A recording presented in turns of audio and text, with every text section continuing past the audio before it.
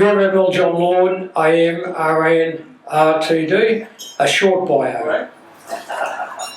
A very impressive and proud, operationally focused RAN career spanning 36 years in uniform. Joined the RAN College in 1965 and was awarded the Queen's Medal in 1968. And that was from the Botanica Royal Naval College. Correct, sir?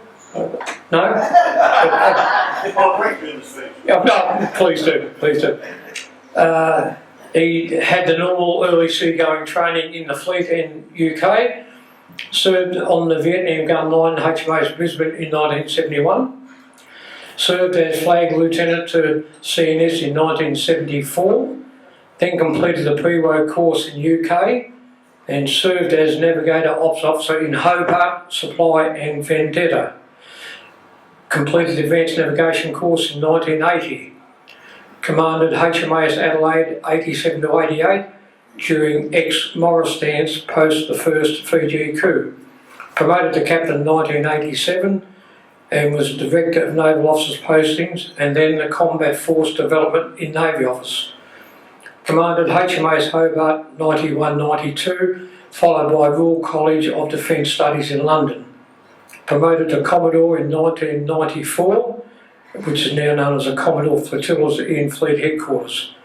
Then Commander Northern Command in Darwin 1995-96. Promoted Rear Admiral in 97. Headed the Navy Training Command and then become head of Joint Education and Training 1998-1999.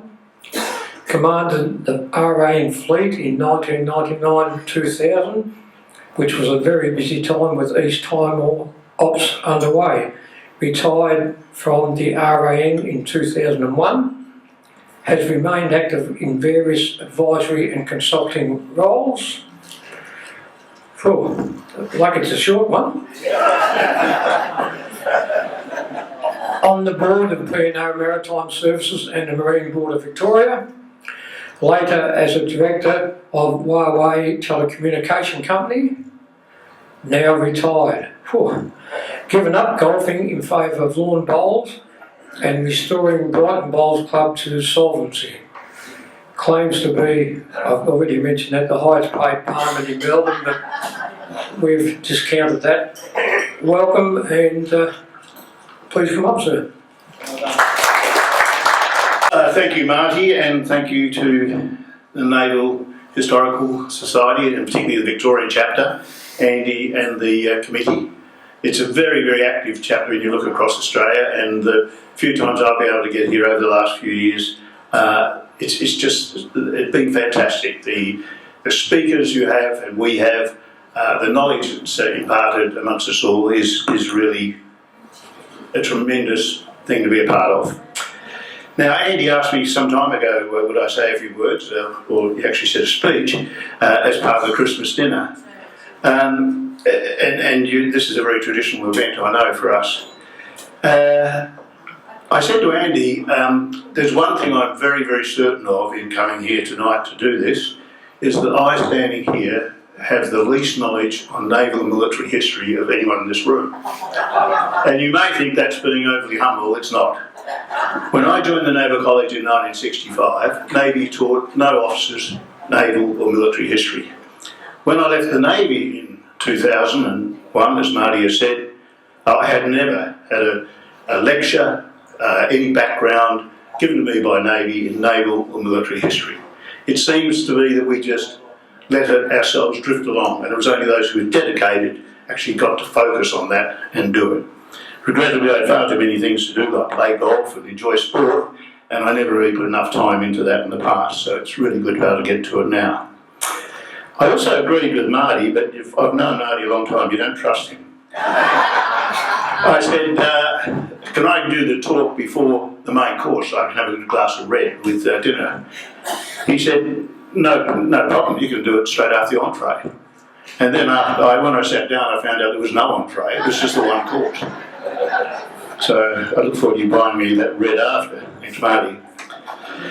Now, in putting these few comments together for tonight, I thought about what can be of interest and how I can avoid embarrassing myself with my lack of naval history and experience. So what I've focused on is events that have happened during my career, little anecdotal stories. And this is not a life summary of John Lord, because John Lord's career and my background is no more different than all of you in whatever profession you did. We all have experiences and anecdotes and little stories that have helped form our opinions about what's going on, and that have changed our perception of different events, and also have given us huge pleasure when you look back at them and chortle away and smile. Can I also say, with due respect to those who were perhaps born after 1949, that I feel a bit of comfort in this room, in that I'm amongst peers, and therefore I could say something like this because I know the situation you're in. At this stage of life, in our mature years, at this time at night, after a meal, our brain is divided into 4 parts. Now the first part is working very hard because it knows that soon we'll be off, we'll depart, we'll go home and we'll go to sleep. And that gets older as you get older. Your body's got to start shutting down earlier. So it's starting to do some of those functions now. The second quarter of your brain is thinking, I'll listen to what he's got to say. You never know, it could be interesting. There may be something I can pick up. So I'll just stay focused. The third quarter is starting to think, gee, all those funny stories I know, all that knowledge I've got, as soon as he's finished, I'm going to be the life and soul of my table. I'm going to really reconcile and tell all these stories I know from the past. And I guess it's the fourth quarter, and here I'm only talking to we males, that is the most active. It's saying to itself, he could talk for 20 minutes or so. At the end of that 20 minutes, there's going to be a rush for the facilities. So that fourth quarter of your brain is working very hard to work out the shortest route to go in that direction, because you don't want to be in the queue. Okay, let's move on to the few comments. Now, as I said, this is not a life history, but it's the lessons I've learned, and I've put them under 4 general headings. Languages and the different understandings we have when we have languages. Second, what I call the war and peace experience. Third, economies and technological process. And 4, just the people. It sounds very exciting, but they're only little stories about different parts of my life, and you will have the similar experiences. Let me take languages first. You've got to be very careful in thinking you're an expert when you speak a foreign language. And you've got to be very expert when you speak English to different groups. So let me start. I was Commodore Flotillas back in 1994, and Barry Kane, or Ross, and I had to go over to the east coast of the United States to inspect Manura and Canimba, who were being inspected before they came back to Australia. Now, back in those days, I'm sure it's very different now, as Greg York can attest, allowances were extremely tight. And while Navy got you there, it gave you a meagre allowance to find a hotel, not necessarily above 2-star, where you could stay, and you pretended to eat at takeaway cafes because it was cheaper. So while Barry was parking the car, we checked out a couple of 2- and 3-star motels. I went in to do the room booking. And I went up to the desk in this one particular motel, I think it was in Virginia, and I said to the woman, have you got 2 rooms? We'd like to have a room each for the night. She said, yeah, sure. And I said, and she said, what would you want? A bath or a shower? Now, I'd been Conflot for a while, and I knew I was a bit behind in my allowances. And I said, well, what's the difference? And she said, well, sir, in a shower you stand up, and in a bath you lie down. I know once again that our American comrades and us don't necessarily always speak the same language. While I was Conflot, I was also chosen to be the next Commander Northern Command, the first naval one up in Darwin. And Navy and Defence had decided that the Commander Northern Command should be able to speak Bahasa Indonesia, so it could liaise better with the Eastern Indonesian military commanders, or the generals who were doing terrible things in Timor and all that. So I was sent for a 6-week crash course in Indonesia, Bahasa Indonesian, down here at Point Cook.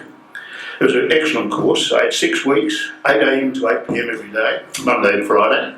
And on weekends, Saturday, Sunday, returned to my desk in Fleet Headquarters to be conflot. However, and I was very lucky in that I had 3 instructors basically dedicated to me. Now, what happened there, I got really confident, and it worked. This cramming of the Bahasa Indonesia was going well.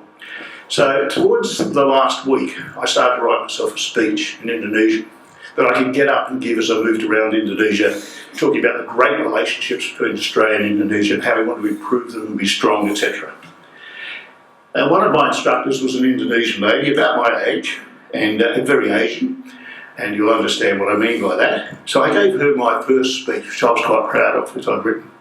And she came back and she said, "Bagus, Pak, bagus, bagus," meaning very good, very good. I felt very chuffed with this and very proud, so I'm about to file it away in my briefcase to take with me back up and take it to Darwin. Luckily though, there was a squadron leader there who was also teaching me Indonesian. And I took it along to him. He fell about laughing. And I said, "What's wrong?" He said, "Oh, it's nothing really." He said, "It's just the word you use for relationships between Australia and Indonesia is actually the word used for relationships between a male and a female. The relationship between countries is a completely different word." So once again, a lesson, don't get too confident and get it checked a few times. I mentioned I was Commander Northern Command, and it was really the first joint command we had based in Darwin. It was a fantastic experience. There I had the privilege of running Kangaroo 95 as the Blue Force Commander, and I'll cut a comment about that shortly. But when I went up to Darwin, we were just starting to get Navy, Army and Air Force together, and I forget what the staff numbers were. I think we had 100 in the headquarters, split across the 3 services, mainly Army, but quite a contingent of Navy because of the patrol boat operations. So you had this problem of trying to make sure everyone understood what you were saying. Now, it's not my experience, but I think it was Admiral Beaumont gave me this little bit of advice. He said, "John, when you're speaking to 3 services, you're going to have to use 3 different languages or inferences." He said, for instance, if you say, "Secure that building over there," he said, "you'll send in the Army. They'll send the SAS in, clear the bottom floor, up the stairs, clear the top floor, smash all the windows, and take up positions of covering fire. Building secure, sir." If you get the Air Force to go and secure the building, they'll take out a 5-year lease with an option for another 5 years. If you send Navy in to secure the building, they get the petty officer today to go in, lock all the windows, turn off the lights, lock the front door, and return the key to the gangway. So it's a good start. You had to get used to the 3 languages to be able to communicate with all. Now, that gave me some good experiences though. I came to Melbourne, my first job, after leaving Navy, and I was the Managing Director or CEO of the Marine Board of Victoria. And there I was dealing with many organisations, water police, government departments, etc. And once again, I learnt my lesson about speaking the same language to different groups or different languages. For instance, if I said there was a yacht there and I said to the water police, "Secure that yacht," they go on board, they take fingerprints, lock all the scuttles, lock the doors, take the key, put a chain on it to make sure it couldn't be taken away, and say, "The yacht is secure." If I said it to my finance officer or my accountants in my department, they'd do an Air Force. 5-year lease with an option for another 5 years. But then if I said it to the yachties who are down at the pier, "Secure that yacht," they'd get up off their stool, go down to the wharf, take the head rope, round turn 2 half hitches, back to the bar, turn their stools to look at the yacht. "Yacht secure, sir." And of course, if I asked the lawyers in my department to do it, they'd say all those methods are right, because lawyers will never be definitive in an opinion. So that's the stories about languages. I think they're fairly true, and you will all experience whether you're travelling or working, the differences and the dangers and the fun you can have with them. My next subtopic is war and peace, but not really quite as bland as that. There's been some great incidents I've been a part of. One was I was the navigating officer of Hobart, which Marty mentioned, and we went to Tonga for a visit, and as all ships do, or most do, you have a reception when you arrive in the port. So we were in Nuku'alofa, and we'd set out the invitations for the reception. You always sent one to the King, but he never came. The King of Tonga at the time was King Tupoa IV, who was a very, very, very big king. In fact, he had a strengthened Mercedes specially made for him.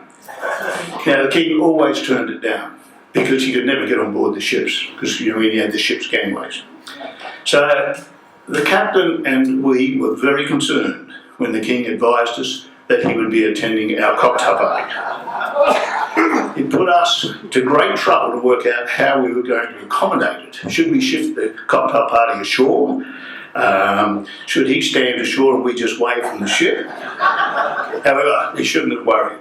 The Fijian Navy, the Tongan Navy had been through this before. So as we were waiting for the King to arrive, wondering how this was going to be solved, because they said, leave it to us, we had the guard out there on the wharf ready to receive him. Up came the strengthened Mercedes. King got out, took the sloop off the guard, and at that moment, out from the back of the shed, came a forklift with this big box covered in purple and kingly regalia that pulled up beside him. The gate was open, he stepped in, forklift alongside the ship, raised him up to the Ikara level, put across there, and the King walked off to another sloop and came on board and joined us for the reception. Now, being a king, he only stayed 20 minutes, but it was a great privilege to have him on board. And believe it or not, at the end, forklift truck, out, up the Ikara deck, guard saluting, King into his purple box, lowered down, into his strengthened Mercedes, and off. It was a great experience watching it and one to talk about. We were the only reception he's ever attended in a warship. Great experience. In 1987, as Marty again mentioned, well, after the speech, I was the CEO of Adelaide, and we had the first Fiji coup. The week before the first Fiji coup, I had a dinner with the whole fleet on this Pacific Island deployment. Was in Suva, all of us together. We'd had the big reception in Storwood, and we were hived off to our respective ships for the captain to host a dinner party. I was very honoured at that dinner party to have a bloke called Sitvani Rambuka come to my dinner. And also, I just forget Frank's name, but the commander who was in charge of the Fijian Navy at the time. Thank you. Anyway, they came to my table and we had a great evening. I think I was given Rambuka because he was about the third senior in the Fijian military at the time. And he'd been to Joint Service Staff College, and so had I. Anyway, great evening. Anyway, away we all sailed, and on the next, a week later exactly, two of us, I think it was Sydney, was to go to Suva, and I was to go to Latoka for 3 or 4 days. We both berthed at 10 o'clock in respective ports. The coup occurred at 10 o'clock exactly. It's been a little bit written about why did he choose that time? There's no doubt. He could almost indicate to the local population that as he was doing his coup, the Australian government was sending support to show their solidarity behind the move, one ship in each port. Now, as it turned out, Sydney had sailed immediately, and I was told to stay alongside, which was quite exciting. As you can imagine, getting told every hour that we had to depart. But we ended up staying there for 3 days as Qantas flew out the 3,500 to 4,000 Australians who were on holiday in Fiji. And it went very, very well. But again, a unique experience. Within 24 hours of me staying there, I was answering to 21 different authorities in Canberra who were all asking for different bits of information so they could analyse the situation. I'm very grateful to the fleet commander at the time, Rear Admiral Peter Sinclair, who later became governor, because he told them all where they could go, and everything was to go through him at fleet headquarters, and that was a great relief. He phoned my wife the first night we were there and said, "Don't worry about John, we're looking after him, I'll be in touch with him every day." And she said, "Why? Where is he? What's happened?" She wasn't big on the news, and why should I tell her about this normal operation? I moved to Kangaroo in '95, and as I said, a great experience. 20,000 Blue Forces defending Northern Australia were all run out of the headquarters of Commander Northern Command. John Baker was the general in charge of defence then, and he really wanted to try and prove that this joint operational context worked. And you can imagine the excitement in the Army when they found a Navy Commodore was taking charge of 2 brigades across Northern Australia. But we did, and it was a great exercise. However, we had a few teething problems. The first one was we did have 2 brigades, plus the air regiment up there, they're all stationed around the Northern Territory, but mainly out of Darwin. Now, of course, while we could fly the troops in, it was a bit hard getting transport in for them. So trying to move a brigade of about 1,000 soldiers around was going to be a real problem. We ended up hiring a long-term hire, 100 buses, which almost took every bus out of Darwin and the Northern Territory for the period of 6 weeks. Those buses were strategically driven to place the troops in a position where they could take on Orange forces who arrived in other buses. And that's how we deployed over 2,000 or 3,000 troops across Northern Australia to defend the country. We also had another problem during that exercise in that the Northern Territory government, overseen by the Commonwealth government, had stated that Army forces were not to use their normal latrine practices. I don't know what they were, but I think they dug holes or something, whatever they did. So we weren't allowed to dig holes. So we had to deploy 250 portaloos across the northern perimeter so that our troops could always have one in call. Now, my wife thought that this was quite funny, and at the end of the exercise, she used to tell people that I ran the Battle of Portaloo.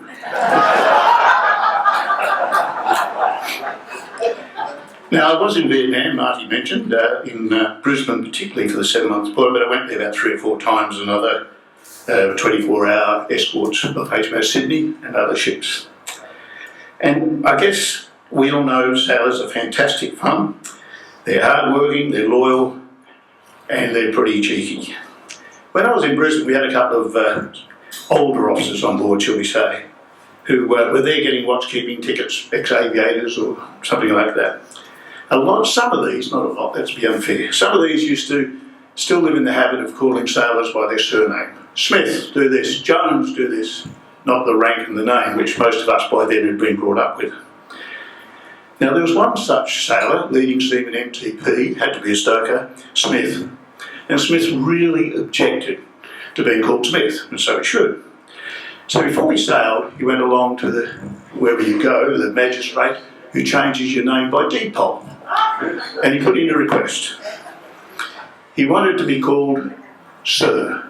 Now, the magistrate was quite smart, and he realised what was going on.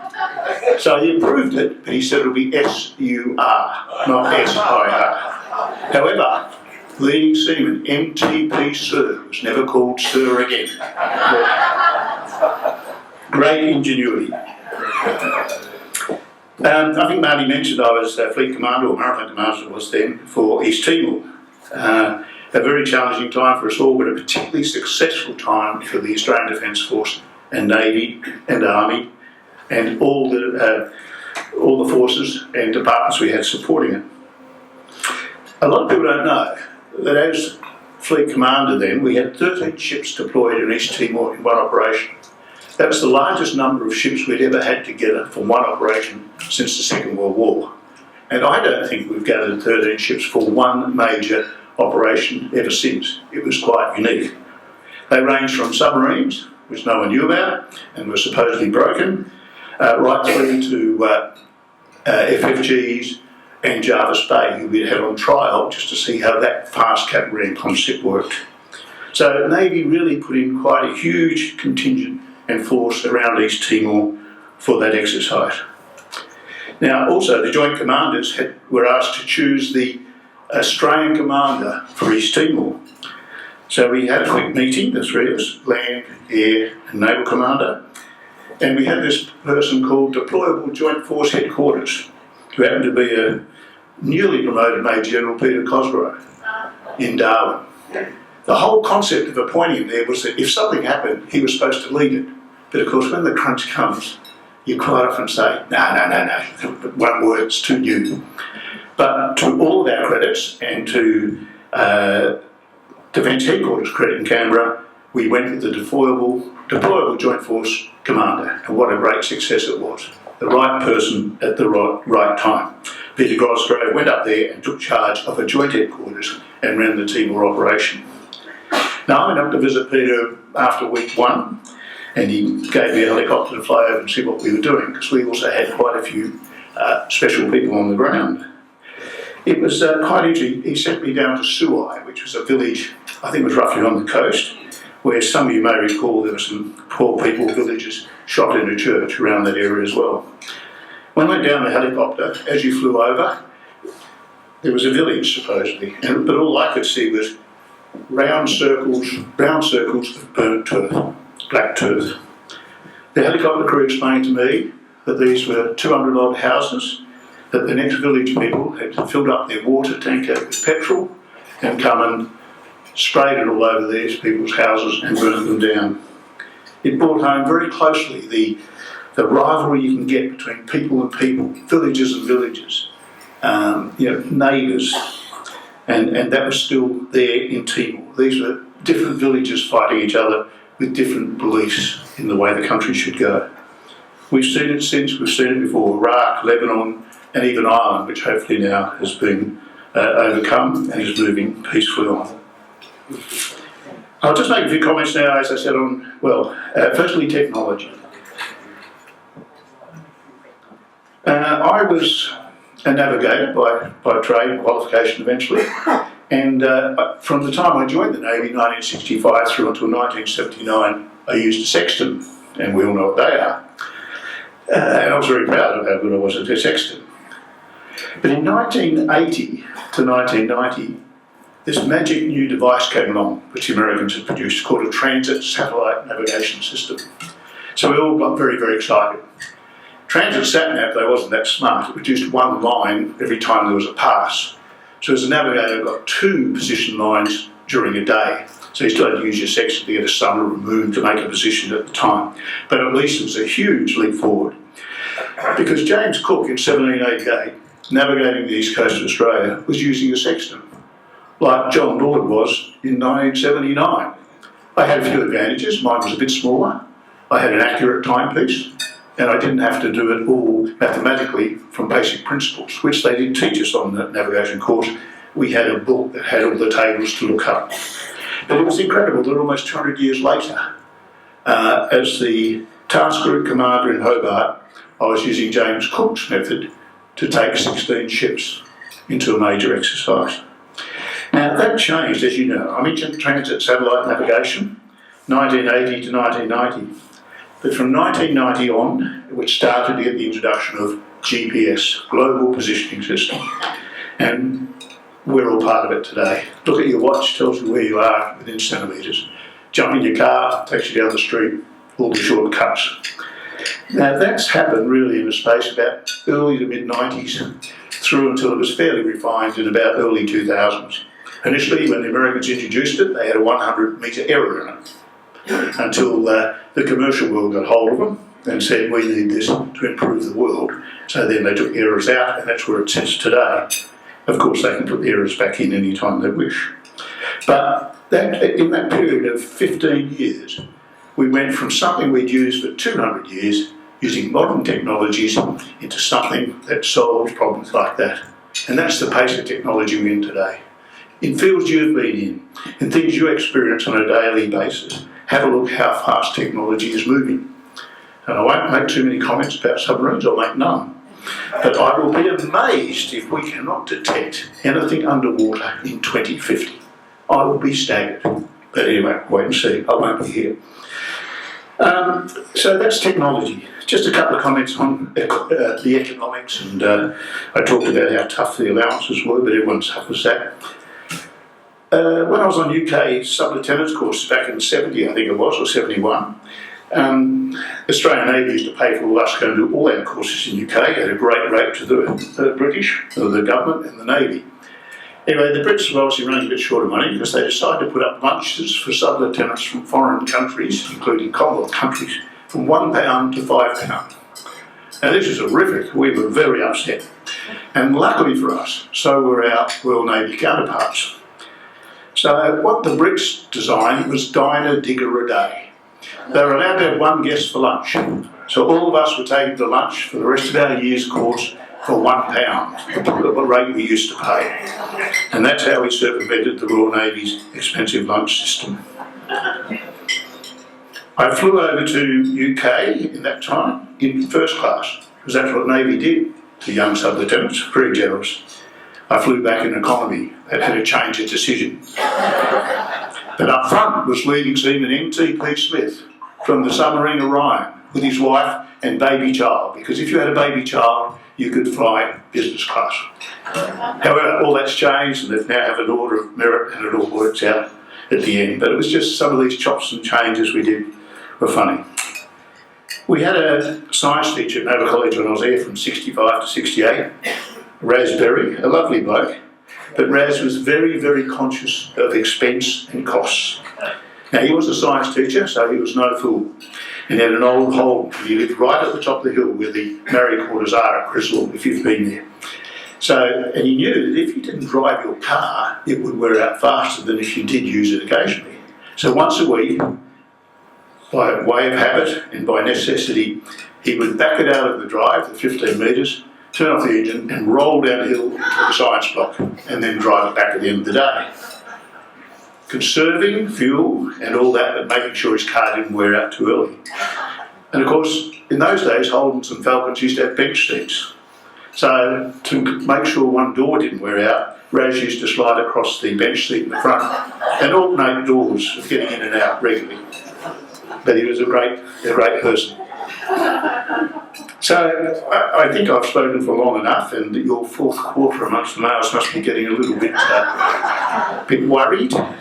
So I think in making some closing remarks, I'd like to just throw something in to the old argument, who is smarter, seamen or engineers, seamen or stokers? Well, when I joined Naval College, we used to catch the train up and down from Bomaderry to Sydney for our short leave periods. So there was this group, I think it was about 3 seamen and 3 engineers, were catching the train at Bomaderry to go up to Sydney for the weekend. And when they arrived at Bomaderry station, the 3 engineers jumped in front, went up and bought their 3 tickets, singles to Sydney. The 3 seamen were behind them. They went up and just bought 1 ticket. The engineers saw it, smiled, because they knew they always inspect cadets from Cresswell to make sure they got a ticket. You know, as the train took off, the 3 seamen leapt to their feet, ran to the toilet, jumped in and locked the door. The engineers looking round, bewildered. Along came the guard. Knocked on the toilet door, ticket was passed out through the door, took it, stamped it, passed it back in, and away he went. Checked the 3 engineers' tickets.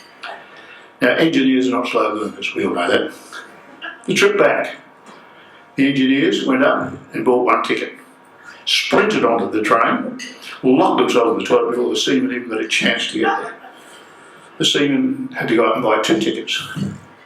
So as soon as the train started rattling along, one of the seamen got up, knocked on the toilet door, took the ticket and went and sat down. My apologies to engineers. Ladies and gentlemen, the few comments I've made tonight, as I said, are not the history of John Lord, and definitely not naval history or military history, but they're anecdotes, stories, all factual, about some of the great experiences I had. These were all mainly due to people and people interaction. You know, they were the highlight and the thing that made my whole career, and whether it was with the Navy and my subsequent 2 careers I think I've had, it's the people you meet, the little stories you carry with them, being able to catch up with someone in 10 years' time and say, remember that? I, like you, have stood in some places, looked at beautiful scenery, beautiful buildings, but the people interaction has been the greatest thing. So thank you very much. Have a good Christmas, and congratulations again to the Naval Society for really another great year. Thank you.